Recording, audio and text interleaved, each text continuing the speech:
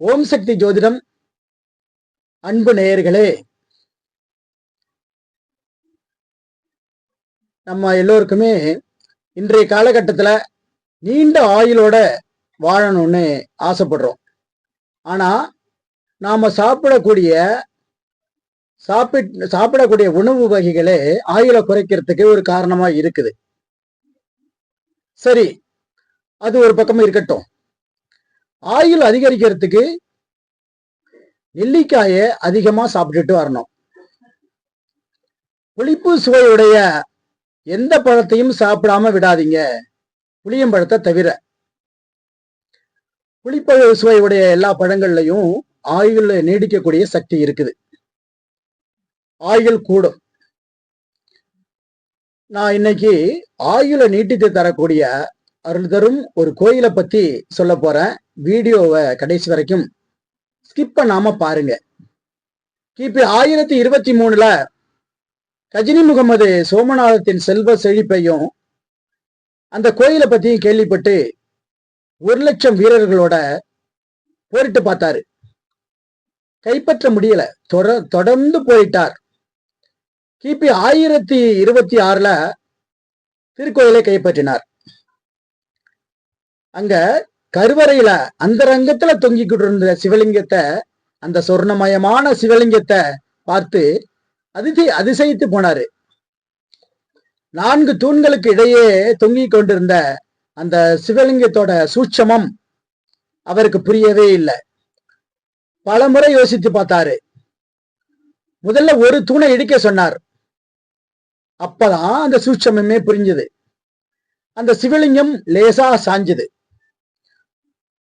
4 சுவரையும் இடிக்க சொன்ன உடனே தொங்கிக்கிட்டு இருந்த சிவலிங்கம் கீழே சாய்ந்தது. உடனே தன்னோட வீரர்களை கொண்டு சுக்கு நூறா அந்த சிவலிங்கத்தை உடைச்சு போட்டார்.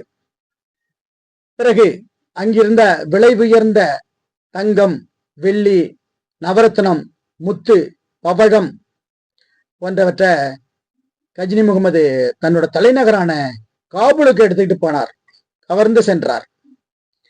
பிரபாசப்பாட்டினம் என்று சிறப்போடு அழைக்கப்பட்ட அந்த மாநகரம் தரைமட்டமாகப்பட்டது. சில ஆண்டுகளுக்கு பிறகு அந்த கோயில் மீண்டும் புனரமைப்பு செய்யப்பட்டது. பிறகு மீண்டும் அவுரங்கசீப்பினுடைய ஆணைப்படி அந்த கோயில் இடிக்கப்பட்டது. சிவபெருமானுடைய திருவருளால் இந்த பாரத புண்ணிய பூமி 1947 சுதந்திரம் அடைந்தது. சுதந்திரத்திற்கு பிறகு துணை பிரதமராக இருந்த சர்தார் வல்லபாய் பட்டேலும் குடியரசுத் தலைவர் டாக்டர் ராஜேந்திர பிரசாத்தும் சேர்ந்து திருக்கோயிலை அதே இடத்தில் அழகாக நிர்மாணித்தார்கள். சிவலிங்கத்தையும் பிரதிஷ்டை செய்தார்கள். மனித பிறவி எடுத்த நாம் அனைவரும்